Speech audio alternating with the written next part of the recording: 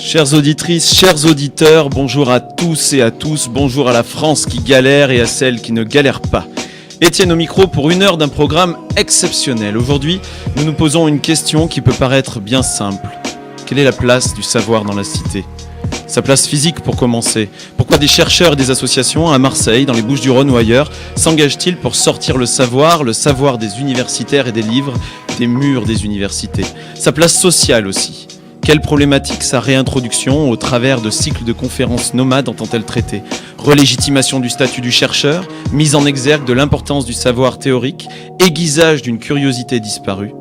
Sa place politique, enfin, pourquoi recroire en le savoir et en l'instruction comme objet politique et comme objet social ? Ensemble, nous allons chercher à traiter l'ensemble de ces sujets et pendant une heure. Au programme de cette émission, 2 temps. Dans la première partie, nous nous intéresserons au Collège de Méditerranée, cycle de conférences d'histoire de l'islam médiéval à Marseille et dans les Bouches-du-Rhône, porté par l'association Des livres comme des idées et Julien Loiseau, avec qui j'aurai la chance d'échanger. Dans un second temps, nous serons rejoints par Roland Gori et Cécile Arnold pour un débat à 3 autour du livre Un monde sans esprit, la fabrique des terrorismes. Nous imaginerons ensemble l'art et la culture comme des objets qui font lien, des objets qui font société et replacerons le savoir au cœur de ceci.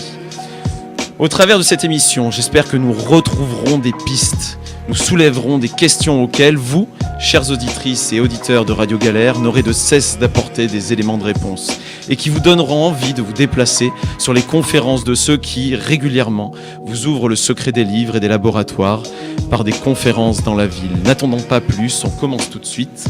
Et pour commencer, donc, nous recevons Julien Loiseau. Julien Loiseau, bonjour. Bonjour Étienne Russias. C'est un vrai plaisir de vous accueillir ici. Julien Loiseau, vous êtes historien, professeur à Aix-Marseille Université, membre du comité scientifique de la revue L'Histoire. Vos travaux portent sur l'histoire du monde islamique au Moyen-Âge. Vous me dites si je me trompe, hein ? C'est juste, jusqu'à présent. Vous avez coordonné en 2009 sous la direction de Patrick Boucheron l'histoire du monde au XVe siècle, qui est sorti chez Fayard. Vous avez publié Les Mamelouks, une expérience du pouvoir dans l'islam médiéval au Seuil en 2014, Grand Prix des rendez-vous de l'histoire du monde arabe 2015. Je renvoie d'ailleurs tous nos auditeurs à votre magnifique interview sur France Culture du 4 avril dernier, dans l'émission Concordance des temps, pendant laquelle je crois vous soulignez déjà la capacité de l'histoire à éclairer le présent. Vous avez publié en 2016 Jérusalem, histoire d'une ville-monde des origines à nos jours, avec Catel Berthelot, Yann Potin et sous la direction de Vincent Lemire, qui est sorti chez Flammarion, collection Champ-Histoire. Le livre a reçu le prix 2017 de la Fondation Pierre Laffut, et il me semble d'ailleurs que ce livre soit en passe d'être traduit. Oui, il y a déjà une traduction italienne qui existe, une traduction anglaise qui est en cours de préparation et nous travaillons activement à une double traduction en miroir, à la fois en arabe et en hébreu, qui évidemment constitue un vrai défi, non seulement intellectuel mais proprement politique. C'est-à-dire comment penser Jérusalem, ville divisée, dans les 2 langues entre lesquelles elle se divise, et essayer de la penser ensemble. Formidable. Aujourd'hui, vous êtes venu nous parler du Collège de Méditerranée. Et je vous ai demandé du coup quelques temps qui vous avaient marqué. Et le premier de ces temps, c'était la conclusion de l'un des cofondateurs du Collège de Méditerranée, Sobri Bouderbala, suite à votre conférence inaugurale. On l'écoute tout de suite. C'est en grande partie l'entreprise du Collège de Méditerranée, l'esprit de dialogue de ce débat amorcé ce soir par la conférence de Julien. Une invitation à, et j'ouvre des guillemets, identifier dans l'histoire de la Méditerranée, de la pensée et des cultures, des visées de l'esprit, des témoignages de saints, de penseurs, d'artistes qui pourraient féconder, inspirer, assurer un supplément d'âme aux nouvelles luttes d'émancipation de la condition humaine telle qu'elle s'impose avec urgence à tous les citoyens d'un monde enchaîné à un même destin. Ces derniers mots ne sont pas les miens. Ils sont de la plume de Mohamed Harkoun, grand penseur de la Méditerranée. Harkoun renvoyait la crise intellectuelle de l'islam à la disparition du forum, de la place de débat dans la cité islamique. Aujourd'hui, il me semble que la place sur la rive sud est de retour, de l'avenue Bourguiba à la place Tahrir, malgré toutes les difficultés. Donc un air nouveau souffle porté par une jeunesse pleine d'humanisme. Gilles Loiseau, l'esprit du Collège de Méditerranée, c'est cela ? Alors c'est d'abord un esprit collectif et vous avez rappelé le rôle que j'ai joué dans le lancement de ce projet, mais c'est fondamentalement un projet collectif qui est porté par une génération.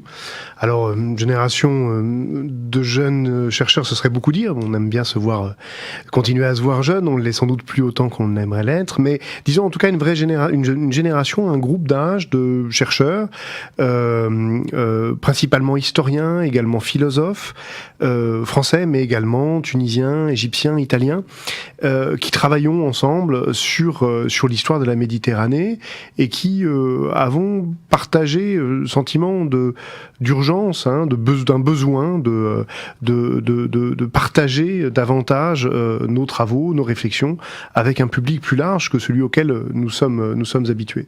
Comment ce collège de Méditerranée, qui est donc un groupe de chercheurs, essentiellement historiens, mais également philosophes ou anthropologues, comment est-ce qu'il naît ? Alors il est, je pense, indissociable du contexte dans lequel on a commencé à y réfléchir. C'est au fond une réflexion que nous avons commencé avec ce groupe de collègues et d'amis il y a déjà quelques années. Et comme le rappelle Sobhi Bouderbala dans l'extrait que vous venez de passer, Sobhi Bouderbala qui enseigne à l'université de Tunis, qui est un brillant historien tunisien, il y a clairement quelque chose lié, il y a clairement quelque chose à voir avec la séquence historique ouverte par les printemps arabes, par les révolutions en Tunisie, puis en Égypte, puis ailleurs dans le monde arabe en 2011, et une séquence qui, en quelque sorte, a été relancée qui a été relancée sur un autre versant, c'est, je dirais, l'autre face d'une même médaille, à savoir les événements qui ont endeuillé la France depuis 2015, puisqu'au fond, ces deux séquences, les révolutions arabes, puis les actes terroristes qui ont endeuillé la France depuis 2015, ont été perçus par l'opinion comme étant les deux faces d'une même médaille, ce qui d'une certaine manière nous obligeait, nous historiens, dont le métier est précisément de restituer la complexité des choses et de ne pas céder à leur simplification, d'essayer de rendre compte mieux de l'histoire et de l'histoire commune entre les deux rives de la Méditerranée. Aujourd'hui, ce collège à Marseille et dans les Bouches-du-Rhône, quelle forme il prend ? Alors le principe que nous avons mis en place et au fond réfléchi dès le début avec ceux qui nous ont aidés à le monter, avec Thierry Fabre, créateur des Rencontres d'Averroès, avec l'association des livres comme des idées, qui est la structure portante du Collège de Méditerranée. Nous l'avons pensé comme un cycle itinérant dans Marseille, précisément pour ne pas se contenter des lieux familiers, des conférences grand public, au demeurant lieux tout à fait honorables et agréables à fréquenter. J'ai dernièrement fait une conférence à la bibliothèque de l'Alcazar. C'est évidemment un haut lieu des conférences grand public à Marseille, mais l'idée c'est d'aller au-delà de ces lieux peut-être un peu évidents ou auxquels on pense spontanément pour aller rencontrer d'autres publics, des publics qui, eux, ne fréquentent pas ces lieux centraux de la culture et du débat culturel à Marseille. Donc ces conférences d'histoire, elles ont eu lieu dans quel type d'autres lieux précisément ? Alors elles ont eu lieu dans toutes sortes d'institutions différentes, et je permets de rappeler d'ailleurs le rôle que vous avez joué, Étienne Russias, dans cette programmation et dans la diversité des lieux que nous avons pu fréquenter depuis le lancement du collège à la fin de l'année 2016. Bon, c'est à la fois des lieux de culture, bibliothèques, théâtre, médiathèques. Dernièrement, c'était à Vitrolles en janvier dernier, à la toute nouvelle médiathèque flambant neuve et magnifique de Vitrolles, mais également des lieux qui ne sont pas pensés pour le débat culturel. Par exemple, le centre social Mer et Collines qui nous a accueillis à 2 reprises et absolument magnifiquement, ou encore dernièrement le centre Emmaüs de Saint-Marcel, où là, d'une certaine manière, on a essayé d'atteindre de toucher au côté le plus expérimental de ce collège, c'est-à-dire vraiment de faire une conférence dans un lieu qui n'est pas fait pour, de manière à essayer d'y attirer un public inattendu. Et ce collège, vous l'avez voulu comme naissant dans la ville de Marseille. Pourquoi ? Je pense que c'est un faisceau de raisons. D'abord, c'est indissociable là d'une histoire personnelle et de l'histoire d'amour qui est née entre Marseille et moi. Je suis tombé amoureux de cette ville et j'ai eu envie d'y faire des choses et j'ai eu envie de m'y installer. C'est une ville qui invite à l'action, au débat, à l'investissement collectif. Et puis c'est une ville qui, à mon sens, est un extraordinaire laboratoire de ce que peut devenir la société française, malgré tous les doutes qui la traversent aujourd'hui, ce qu'elle peut devenir dans les années, les décennies à venir. Au fond, si l'on réussit à Marseille, on peut espérer que d'autres expériences réussiront en France. C'est un peu ça pour moi, Marseille. C'est ce laboratoire extrêmement stimulant qui nous invite à essayer des formes nouvelles. Le sous-titre du Collège de Méditerranée, c'est « Les sciences humaines dans la cité ». Il y a vraiment donc cette volonté de confronter les sciences à la réalité de la cité. Et avant de vous entendre sur le choix de ce sous-titre, je vous propose de passer un deuxième extrait que vous avez choisi. On va écouter Emmanuelle Tixier-Duménil, qui est historienne, maîtresse de conférences à l'Université Paris-Nanterre, sur le rôle justement de l'historien dans la société. Des questions stupides, on peut en poser, et on a longtemps cru qu'il ne fallait même pas s'immiscer dans ce débat.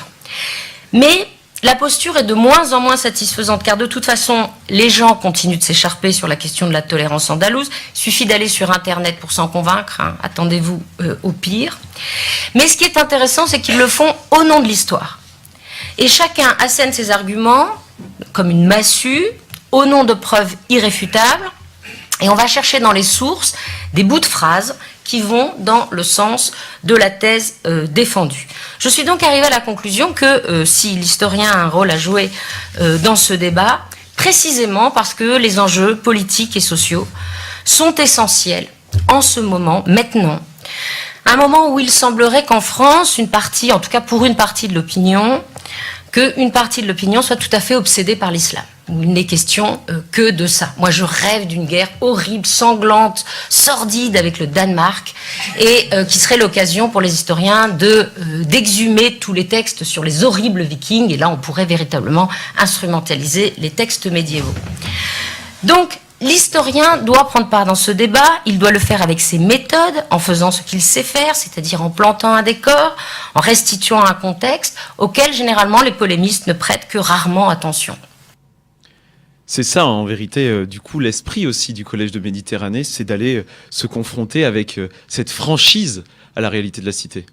Oui, je crois que là, dans l'extrait que vous avez passé, Emmanuelle Tixier, qui est une remarquable historienne spécialiste d'Al-Andalus, hein, c'est-à-dire cette époque où la péninsule ibérique était sous domination islamique, elle ramasse au fond vraiment les enjeux du Collège de Méditerranée, à la fois la nécessité d'entrer dans le débat public, tout simplement parce que si nous, et nous les historiens, mais je crois qu'il faut évidemment pas voir dans cette prise de parole collective autre chose qu'un souci de comment dirais-je, de débat. Si nous n'y prenons pas part, de toute façon, le débat se déroule. Et il se déroule sans nous. Elle rappelle le rôle d'Internet dans comment dirais-je, la vulgarisation au bon sens du terme et au mauvais sens du terme, d'un savoir sur toutes sortes de questions. On peut faire c'est le grand marché des idées, grand supermarché des idées, où on va trouver tout et son contraire, sans être capable, au fond, d'en distinguer la valeur.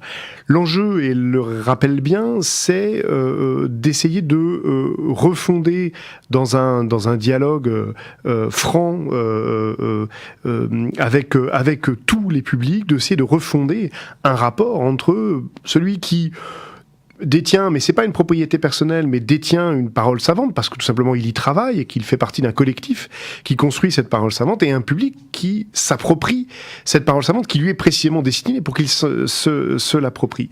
Et ce débat-là, il doit se faire sans phare, sans se dissimuler les enjeux politiques qui entourent un certain nombre de questions historiques, même les plus anciennes, même les plus absconses.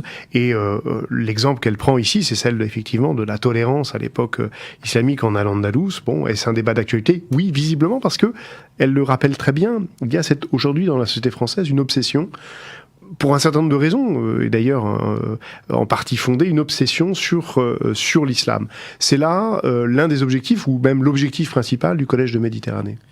Aujourd'hui, le Collège de Méditerranée a vu se tenir donc, à Marseille et dans l'ensemble du département 10 conférences, donc divisées en 2 éditions sur 2 années. Ces 2 éditions, elles portaient chacune une thématique. Elles avaient une logique qui leur était propre, même si évidemment, on l'a bien compris, le Collège de Méditerranée entend rééclairer le présent par l'histoire. Quelles étaient ces thématiques et comment avez-vous vu cette évolution et cette suite ? Était-elle chronologique ou plutôt logique ? Alors on a voulu la première année d'une certaine manière plonger dans l'étrangeté du passé. C'est le grand avantage quand on travaille sur des périodes assez lointaines, comme le Moyen-Âge, mais en même temps qui sont liées à notre présent. Jacques Le Goff, qui est un grand médiéviste français, décédé il y a 3 ans, disait, le Moyen-Âge, c'est l'enfance de notre monde. C'est-à-dire qu'on ne se reconnaît plus dans ce que l'on a été enfant, mais évidemment, on en est entièrement issu. Le Moyen-Âge, c'est une façon de se dépayser, de dépayser notre regard sur ce que nous sommes, en le regardant de très loin. Donc la première année, d'une certaine manière, on a voulu se plonger dans ce passé très étrange qu'est le Moyen-Âge et qu'est le Moyen-Âge islamique. Et puis, le deuxième temps, la deuxième programmation, celle de l'année en cours, on a voulu essayer de coudre davantage les deux aspects, ou ces 2 temporalités, ce passé lointain, mais qui nous éclaire de très loin sur ce que nous sommes, et puis des questions d'une actualité beaucoup plus brûlante. Nous avons ouvert la saison 2 par une conférence de Leïla Dakli à Vitrolles portant sur la question des migrations, vue dans une perspective historique, migrer en Méditerranée au XXe siècle. Là encore, même sur des questions très présentes, l'histoire est là pour nous surprendre et pour nous amener à nous interroger d'une autre manière sur ce que nous sommes ou sur ce que nous sommes devenus. Donc nous rappelons à ceux qui nous rejoignent, à tous les auditeurs, que nous sommes en compagnie de Julien Loiseau, porteur du Collège de Méditerranée, cycle itinérant de conférences d'histoire de l'islam médiéval à Marseille et dans les Bouches-du-Rhône. Et vous disiez justement qu'une conférence est encore à organiser dans le cadre de cette 2e édition du cycle du Collège de Méditerranée. Quand est-ce qu'elle sera et qu'allons-nous y entendre ? Alors la prochaine conférence, c'est la dernière de cette année. Elle aura lieu dans le cadre du festival Au les Beaux Jours, qui est ce très beau festival de littérature porté par l'association des livres comme des idées, qui se déroulera à Marseille du 22 au 27 mai. Cette conférence, elle aura lieu le 23 mai à 19h au musée d'histoire de la ville de Marseille, et nous y entendrons une historienne égyptienne, Omneya Abdelbar, qui est une spécialiste d'histoire de l'architecture et plus largement d'histoire du patrimoine, qui est par ailleurs une intellectuelle égyptienne engagée dans la conservation du patrimoine égyptien aujourd'hui, dans un pays, tous les auditeurs, les auditrices le savent, qui a connu de grandes transformations depuis 2011, transformations qui ont également menacé une partie du passé et du patrimoine du pays. Donc une historienne engagée qui va nous parler de la façon dont les Égyptiens ont construit leur patrimoine, leur regard sur ce patrimoine national égyptien depuis, disons, la fin du XVIIIe siècle. Et elle sera accompagnée de Richard Jacquemont, qui est professeur de littérature arabe à l'université d'Aix-Marseille. Vous faisiez référence à la conférence de Leïla Dakli qui a eu lieu à Vitrolles, et c'est là le dernier extrait que nous allons passer, et ensuite nous reviendrons sur la forme. Pourquoi ? Parce que l'extrait, nous n'allons pas entendre Leïla Dakli, mais un commentaire, une réaction qui est provenue du public. La question du public, elle est très présente dans le Collège de Méditerranée, et ce témoignage va nous permettre d'introduire la question. Bonsoir. C'est plutôt un témoignage qu'une question. même s'il y a, j'ai une question quand même. Moi aussi, je m'appelle Leïla. Moi aussi, j'ai fait le lycée Pierre Mendès France de Tunis. Incroyable. Mais je travaille en fait à la MJC de Martigues. Je travaille avec des migrants, avec des demandeurs d'asile tous les jours. Et c'est cette confrontation qui fait des fois questionner qui ramène un peu son propre exil, parce que en fait, moi, je suis fille d'une mère grecque. Issus de cette immigration des pêcheurs d'éponges qui sont allés aussi les Grecs qui sont allés s'installer à Sfax, et d'un papa tunisien. Et donc voilà, tout ça, la question de l'identité que vous avez soulevée, puisque ma mère a acquis la nationalité française au moment de la décolonisation. En fait, notre identité, c'est l'identité hexagonale, quoi, alors qu'on a... Julien Loiseau, quand on entend ce commentaire à la fin d'une conférence qu'on porte, est-ce qu'on se dit que ça marche ? Oui, je crois que c'est un des moments magiques, comme on en a connu pratiquement à chaque conférence, d'ailleurs, dans des tonalités très très différentes. Ces moments assez magiques où on se rend compte que le travail des chercheurs, des historiens rencontre des trajectoires de vie d'une part, et rencontre des questionnements personnels très intenses, très aigus, et d'une certaine manière ne peuvent pas, non pas y répondre, c'est pas le but, mais peuvent les alimenter. Et la conférence de Leïla Dakli avait permis ainsi au public qui s'était retrouvé à Vitrolles ce soir-là, de s'approprier un certain nombre de connaissances assez inattendues, en particulier sur l'immigration européenne dans le monde arabe au cours du XXe siècle, et de se rendre compte de la très très grande complexité des parcours de vie qui ont tissé les sociétés méditerranéennes. Alors c'est effectivement ça l'un d'objectifs ou l'objectif du Collège de Méditerranée, c'est d'arriver à non seulement à partager du savoir, mais à donner au public les moyens de s'en emparer, de se l'approprier, puisque, encore une fois, il s'agit d'un savoir public qui, et c'est le constat sur lequel on s'est fondé au départ, qui, pour nous, aujourd'hui, fait défaut dans l'appropriation publique de ce savoir. Elle fait défaut.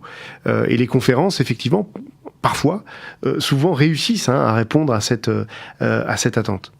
Le public, justement, il est très central en fait, dans la manière dont sont pensées les conférences du Collège de Méditerranée. Pour assurer ou maximiser la transmission, vous introduisez le rôle essentiel d'un discutant. Un discutant, qu'est-ce que c'est ? Alors, l'idée, c'est de ne pas s'installer dans la verticalité familière, la parole universitaire, où au fond, on transmet verticalement un savoir déjà constitué. L'idée, c'est d'engager un débat à partir tout de même d'une matière exigeante. Les conférences, elles sont pensées à la fois pour être très accessibles dans la forme, dans la formulation, mais en même temps reposant sur un savoir original, dense, complexe, et pour aider justement, pour tendre des perches et permettre au public de s'approprier ce qu'il a en une heure.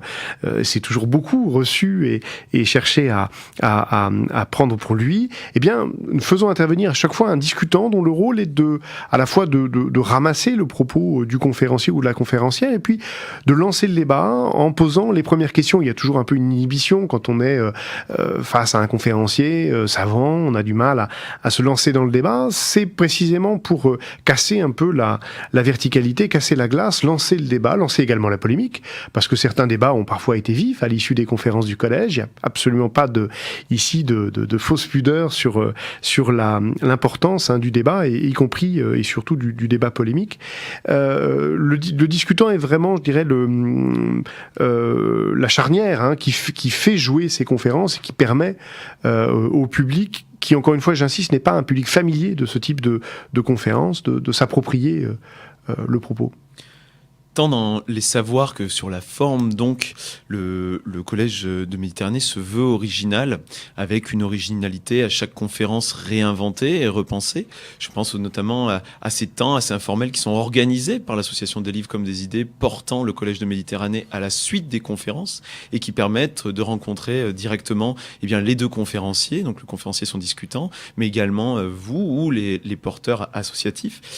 Quelles sont les nouvelles pistes d'originalité qui vous habitent pour les prochaines éditions? Quelles sont vos envies, tant sur les contenus, les thématiques, que peut-être sur la forme et la dimension du Collège de Méditerranée? Je pense qu'un des plus beaux travaux qui a été initié par l'association des livres comme des idées, c'est tout le travail de médiation qui entoure les conférences, en particulier en amont de chaque conférence, puisque chaque conférence est précédée de rencontres sur le terrain, soit dans la structure qui nous accueille, soit à proximité immédiate, auprès d'autres acteurs sociaux et culturels du quartier. Je pense que c'est là un terrain qu'il faut absolument qu'on investisse de plus en plus, ce dédoublement en quelque sorte des conférences, d'aller directement dans les lycées, dans les associations, aller parler de ce qu'on fait ou de ce qu'on va faire après dans le cadre de la conférence. Sur le plan formel, je crois qu'il faut qu'on continue de travailler sur des formes un peu alternatives, en particulier en faisant intervenir davantage l'image, le son, le théâtre, le cinéma. On a été accueillis il y a quelque temps par le cinéma L'Alhambra à l'Estac, la conférence qui portait sur la question de la médecine dans l'Algérie coloniale a été suivie par un film. Bon, voilà, essayer de travailler davantage sur une articulation entre des formes académiques et des formes beaucoup moins académiques, beaucoup plus artistiques aussi, qui sont une autre façon d'éclairer le savoir et le débat que nous souhaitons lancer. Et est-ce on peut avoir des informations secrètes sur les thématiques peut-être de cette 3e édition? Quelles sont, s'il est trop tôt pour parler de thématiques, peut-être les grandes orientations qui vous guident au moment de rechercher une nouvelle programmation?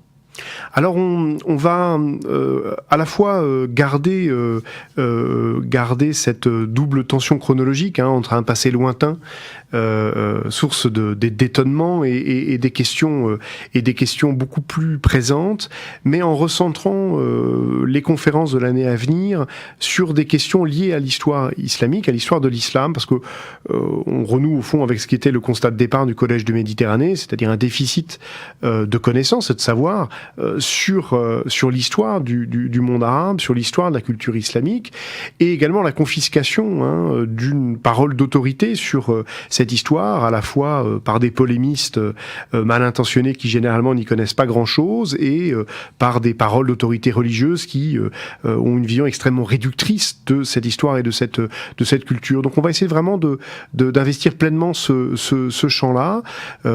On parlera de Jérusalem l'an prochain, certainement. On parlera également de l'Algérie. On reviendra sur l'histoire coloniale, sur des questions également d'histoire religieuse. Eh bien, juste le temps court entre nos mains. C'est un véritable plaisir que de vous écouter sur le sujet. Juste avant d'appeler nos autres invités à vous rejoindre, est-ce qu'on peut juste rappeler le prochain rendez-vous du Collège de Méditerranée? Quand est-ce que c'est et où c'est?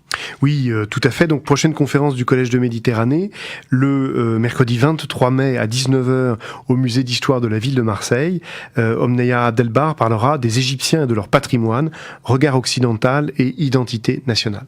Eh ben, c'est merveilleux. Nous vous remercions et vous retrouvons tout de suite, juste après Capricho Árabe de Francisco Tárrega, un des pères de la guitare classique.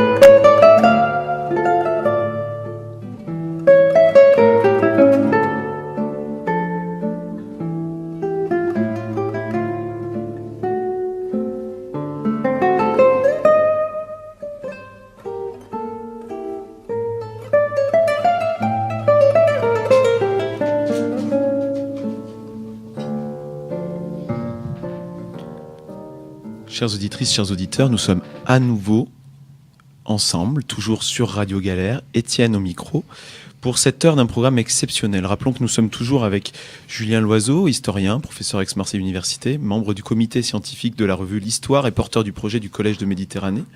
Et pour cette suite d'émissions, nous avons le plaisir d'accueillir avec nous Cécile Arnold et Roland Gori. Bonjour à tous les deux. Bonjour. Bonjour. Par élégance, je commence par vous, Cécile Arnold. Vous co-dirigez depuis 2015 l'association Opéra Mundi avec Éric Giraud. Vous êtes notamment en charge de la communication et des relations avec les publics. De 2000 à 2013, vous étiez chargé de communication de l'association Échange et Diffusion des Savoirs. Si on vous invite, c'est parce qu'à travers des programmations thématiques de conférences, Opéra Mundi convoque la pensée la plus actuelle pour éclairer les publics et susciter réflexion, échange et débat. Des concepts pour réfléchir et interroger le monde, des idées pour dialoguer sont mises à la portée de tous par des chercheurs, des scientifiques, penseurs choisis pour l'acuité et l'excellence de leurs réflexions, philosophes, sociologues, géographes, écologues, juristes, océanologues, climatologues, géopolitologues, entre autres. Les questionnements proposés sont délibérément transversaux et multidisciplinaires, à l'adresse de tous, jeunes publics, grand public non expert. Ils tentent d'apporter un éclairage pertinent et de qualité sur le monde contemporain et sur les grands débats de société qui l'animent. 3 grands cycles de conférences ont déjà été portés par Opéra Mundi, le climat en question, quel monde habiter aujourd'hui, et enfin le vivant dans tous ses états. Vous allez nous en reparler, nous donner des prochains rendez-vous. Tout à fait. Roland Gori, vous êtes professeur honoraire de psychopathologie clinique à l'université d'Aix-Marseille, initiateur en 2008 avec Stéphane Chédry de l'Appel des Appels. Vous êtes l'actuel président de l'association Appel des Appels. Vous avez occupé la chaire de philosophie de l'école des sciences philosophiques et religieuses de l'université Saint-Louis à Bruxelles. Vous vous intéressez depuis longtemps à la relation entre psychanalyse et société et avez publié de nombreux livres, parmi lesquels La folie évaluation, Les nouvelles fabriques de la servitude, La dignité de penser en 2011, Au lien qui libère. Encore Au lien qui libère, La fabrique des imposteurs en 2013, Faut-il renoncer à la liberté pour être heureux en 2014, L'individu ingouvernable en 2015. Vous venez de publier avec Bernard Lubat et Charles Sylvestre un manifeste des œuvriers, coédition Actes Sud et Les liens qui libèrent, un terme sur lequel je crois que nous allons revenir, et un livre qui fait écho à un autre de vos livres, Un monde sans esprit, la fabrique des terrorismes, pour lequel nous vous invitons aujourd'hui. Vous avez eu la générosité de venir nous en parler et nous vous en remercions. Ce que nous vous proposons à tous les 3, c'est bien évidemment un débat ouvert. Et même si je dirigerai mes questions, je vous invite bien sûr à ne pas hésiter à réagir.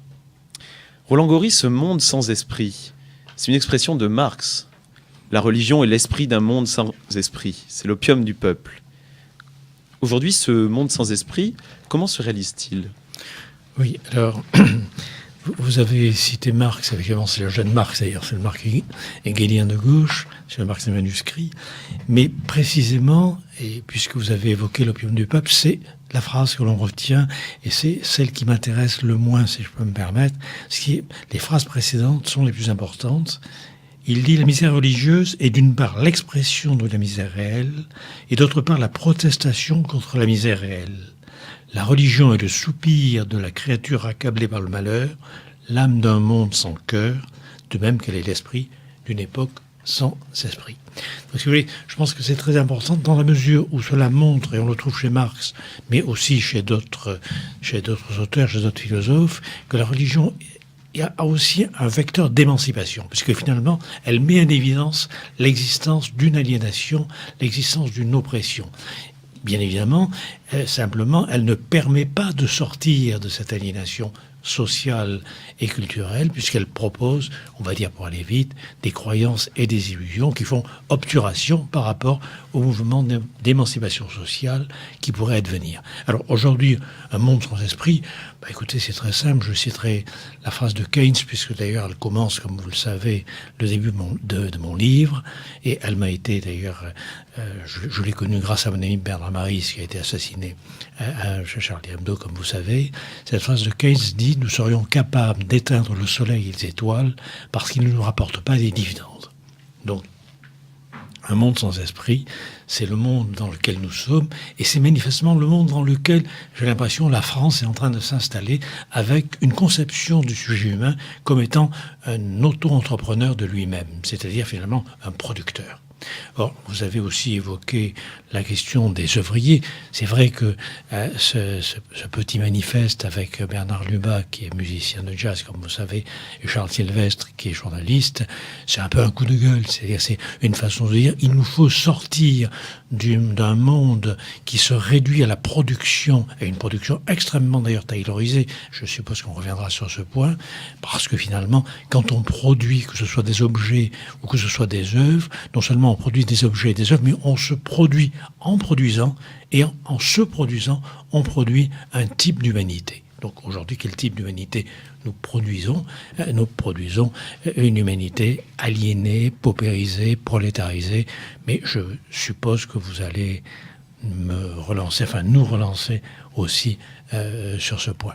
Et je pense que, si vous voulez, la financiarisation généralisée du monde et qu'on appelle classiquement le néolibéralisme, on peut discuter bien sûr de ce terme, mais est une véritable catastrophe d'un point de vue écologique et d'un point de vue humain, puisque l'homme fait partie de l'écologie. Dans votre livre, vous revenez régulièrement sur la disparition d'une illusion ou de l'illusion. L'illusion, comment se traduit-elle ? Oui, alors là, si vous voulez, c'est un peu, un peu une déformation professionnelle, c'est un peu le psychanalyste qui parle. Et, on ne peut pas, d'une certaine manière, sortir de la croyance, on ne peut pas sortir du rêve, on ne peut pas sortir de l'illusion, et je pense que ça a deux entrées, enfin, en tout cas, ce sont les deux entrées que je propose. Une entrée politique, comme par exemple Gramsci parle de l'hégémonie culturelle, c'est-à-dire de la participation des dominés à leur propre domination par le vecteur justement de la culture, c'est-à-dire que, comme le dit Gramsci, tous les hommes sont philosophes, c'est-à-dire ils ont tous besoin de donner un sens et une cohérence aux événements qu'ils traversent.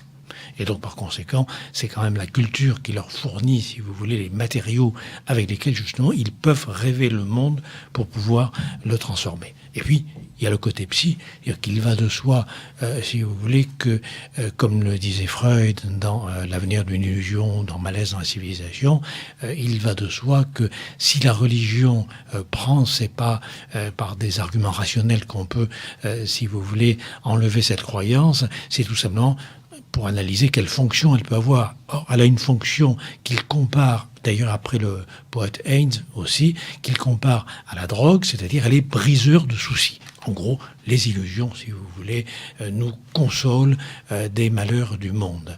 Alors, après, il y a des illusions plus ou moins bénéfiques et des illusions plus ou moins néfastes, mais ça, c'est un autre problème. Je crois que justement, pour moi en tout cas, pour entrer dans le vif du sujet, la culture a vraiment une fonction de religion laïque, c'est-à-dire qu'effectivement, elle permet aux humains de se lier entre eux. C'est la vieille thèse d'ailleurs qu'on retrouve aussi chez Tolstoï et aussi chez le philosophe Walter Benjamin. Elle permet justement ce lien, si vous voulez, entre les humains, sans forcément les mêmes fictions, les mêmes illusions que les religions. Sur le sujet, vous écrivez cette phrase que j'aime beaucoup, vous écrivez « Où sont donc passées les fictions auxquelles nous pouvions croire suffisamment pour réguler culturellement et politiquement nos rapports sociaux ?» Mais le besoin de spiritualité collective, de fiction partagée, est-il un besoin de figure d'autorité ? Alors, pas forcément, puisque d'une certaine façon, je pense que la révolution américaine ou la révolution française, et plus particulièrement aussi la révolution de 1848, ont mis en évidence l'existence, me semble-t-il, d'illusions, comme par exemple en 1848, l'introduction du concept de fraternité, qui, comme le dit Bergson, est la valeur qui réconcilie ces deux sœurs ennemies que sont l'égalité et la liberté. Je crois que ça fait partie, à l'évidence, de valeurs qui s'inscrivent dans la culture, c'est-à-dire qui sont des croyances, ils sont des fictions. Mais vous savez, même Hobbes, dans le Léviathan, disait qu'il croyait à ces fictions. C'est-à-dire que, en gros, pour aller vite, l'État s'effondre, quelle que soit par ailleurs sa puissance militaire, sa puissance institutionnelle, sa puissance juridique, l'État s'effondre si quand même les citoyens n'y croient pas. Je crois que c'est un point qui est extrêmement important par rapport à la question de la culture que vous avez amené aujourd'hui, si vous voulez, sur le débat. Il va de soi que, comme le disait Rousseau, le reprenant d'ailleurs de Thucydide, ce sont les murs qui font la ville, mais ce sont les citoyens qui font la cité. Et pour faire une cité, et pour faire des citoyens, il faut de la culture.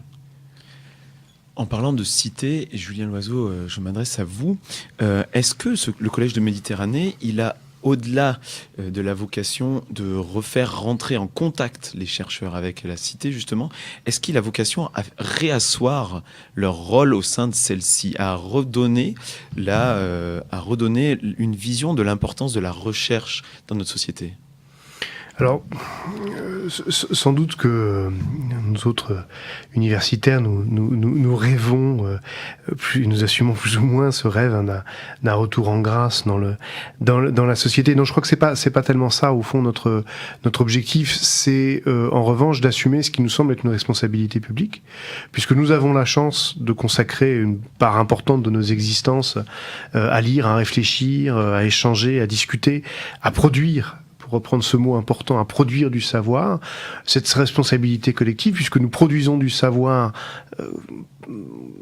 c'est un savoir public que nous produisons, nous sommes les agents d'une université publique, et bien de cette responsabilité que nous avons de restituer et de partager ce savoir produit avec le public. Je crois que c'est plutôt ça l'idée, à une époque où, pour un certain nombre de raisons, les universitaires tendent à c'est un processus qui a commencé sans doute déjà il y a 20 ou 30 ans, à se replier dans leur tour d'ivoire, à préférer l'hyperspécialisation au débat et au risque de la généralité et de la généralisation et au risque du récit.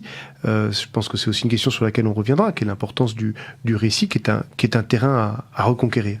Tout à fait. Vous parlez de l'hyperspécialisation.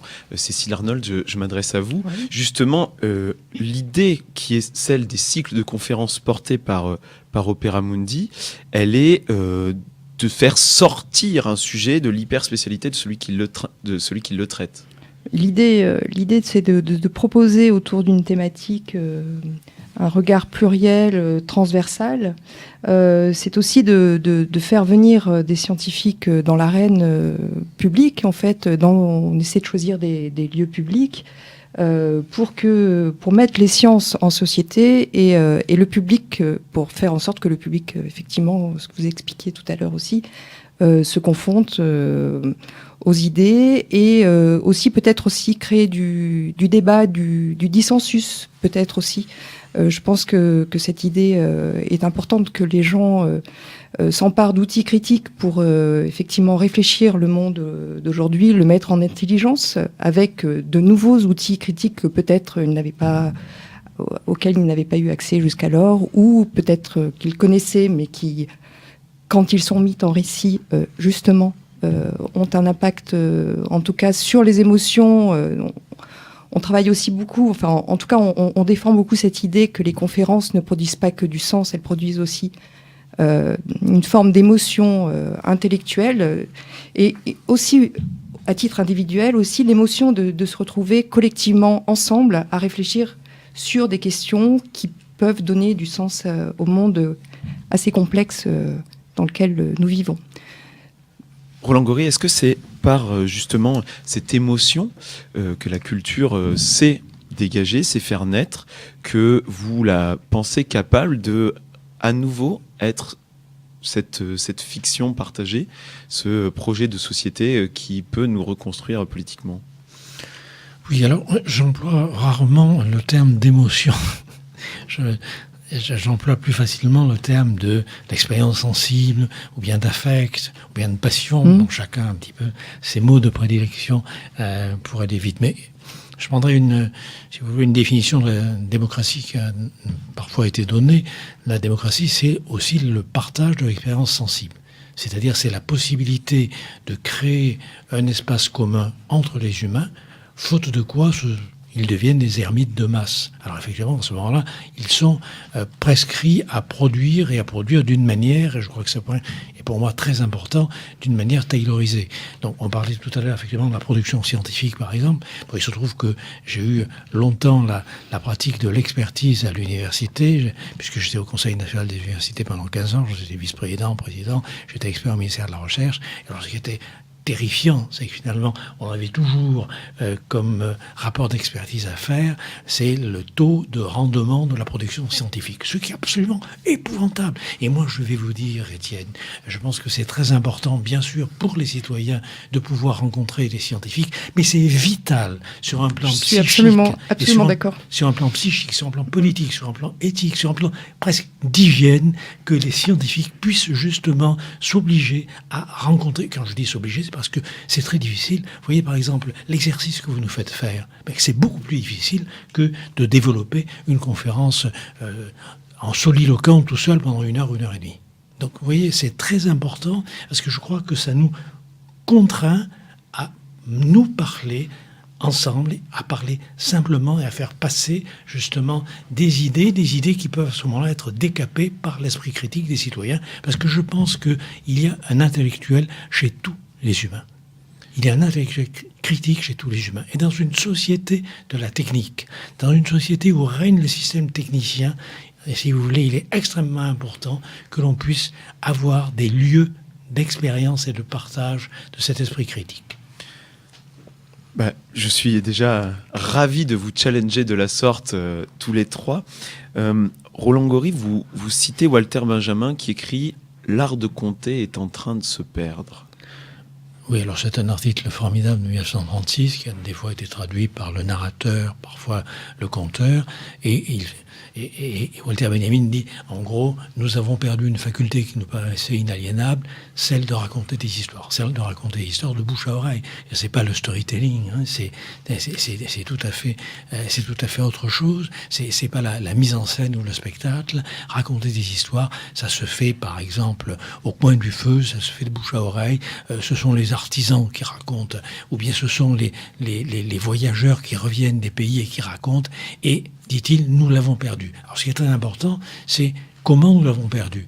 Et il dit, nous l'avons perdu à partir du moment où, à la Première Guerre mondiale, au retour des tranchées, les soldats ne pouvaient plus raconter une histoire. Bien sûr, on pourra publier des millions de pages sur la Première Guerre mondiale, mais la métaboliser, que ces événements puissent être métabolisés comme des expériences et des expériences transmissibles, c'est cela qui était en train de se perdre, de par la trahison des gouvernants, de par la bataille des matériels, de par, en somme, si vous voulez, le délabrement, la ruine culturelle qui fait qu'il n'y avait plus les enveloppes pour transmettre sous forme d'expérience des événements que l'on avait subis ou traversés comme des traumatismes.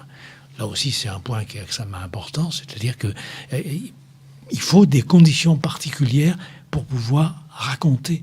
Et en racontant, on se raconte et on s'entend et on se comprend. Et là, il y a quelque chose qui est aussi bien de l'ordre du politique, j'en ai parlé tout à l'heure avec Hannah Arendt à propos de l'espace public, que du côté de la subjectivité, parce que l'impossibilité de raconter les événements que l'on traverse, si vous voulez, le chaos d'événements que l'on traverse sous forme d'une histoire, sous forme d'un récit, est quelque chose de délabrant. Et je pense que nous sommes dans une civilisation qui, prononçant une espèce d'obsolescence de l'homme, c'est-à-dire l'homme est superflu, en gros les objets vont être parfaitement interconnectés, on va vivre dans une ville intelligente où tout va être interconnecté, dans des maisons intelligentes où tous les objets sont interconnectés, et l'homme devient superflu. Donc si nous ne sommes pas à même de nous réapproprier la technique par justement un tissu culturel, je pense que c'est à la fois une catastrophe politique, mais c'est aussi une catastrophe subjective. Cécile Arnold, dans les conférences qu'organise Opéra Mundi, oui. Comment est-ce que cet art de compter, quelle est la place du récit, cette facilité de transmission ? C'est quelque chose qui compte beaucoup, en tout cas qu'on réfléchit beaucoup quand on fait les programmations, y compris quand on invite les conférenciers. On essaie d'inviter avec beaucoup d'exigences des des personnalités de la pensée, ou plus ou moins connues d'ailleurs, qui ne sont pas forcément très connues, mais qui ont cette capacité à faire un récit, en fait, à être de bons orateurs pour pouvoir transmettre, je parlais d'émotion, mais pour pouvoir transmettre au public le plus large possible, qu'il ne soit pas un public d'initiés, donc des concepts, des idées, une pensée aussi en mouvement, une pensée qui se fabrique au moment de la conférence. Et cette faconde, enfin, nous semble quand même assez importante au moment où on invite les conférenciers. Et puis on essaie aussi beaucoup de travailler sur la rencontre aussi. C'est pour revenir un petit peu sur ce qu'on disait tout à l'heure, mais sur ce que vous disiez aussi tout à l'heure sur cette notion d'horizontalité, de verticalité, de revenir aussi après les conférences. On essaie de créer aussi des moments où ce récit devient un lieu de parole commune, où les gens se retrouvent dans ce qu'on a créé des apéros mundi, où en fait le public se déplace avec les conférenciers, on offre un verre et puis on lance les débats de façon un petit peu formelle mais très conviviale. Et en fait, le conférencier fait l'expérience de ce cercle, qui sont des grands cercles de 30-40 personnes qui restent et qui discutent. Et on n'est plus dans un rapport du sachant au non-sachant, ou en tout cas du savant qui vient dispenser une parole auprès du peuple. Mais on est vraiment dans quelque chose de très interactif, mais par la force de l'humanité qui se joue à ce moment-là, et une force politique aussi, je pense, qui est pour nous très importante. Julien Loiseau, dans les conférences du Collège de Méditerranée, y compris dans celles que vous avez données, y a-t-il une préparation spécifique justement à la mise en récit de cette histoire, dans cette volonté d'éclairer le présent, pour que cet éclairage semble le plus évident possible à ceux qui vous écoutent? Surtout dans, on l'a déjà dit, les instituts où vous allez rencontrer un public qui est non habitué des conférences. Oui, je crois que c'est un des défis principaux auxquels on se confronte, de mettre en récit une pensée critique. C'est toute la difficulté, puisque une discipline comme l'histoire, mais c'est vrai d'autres disciplines des sciences sociales ont connu au XXe siècle une profonde révolution épistémologique, et ont construit des questionnaires critiques extrêmement élaborés, mais des questionnaires critiques qui se sont progressivement retranchés du récit, qui se sont déployés dans des paroles difficiles, dans des écritures complexes à lire et à comprendre.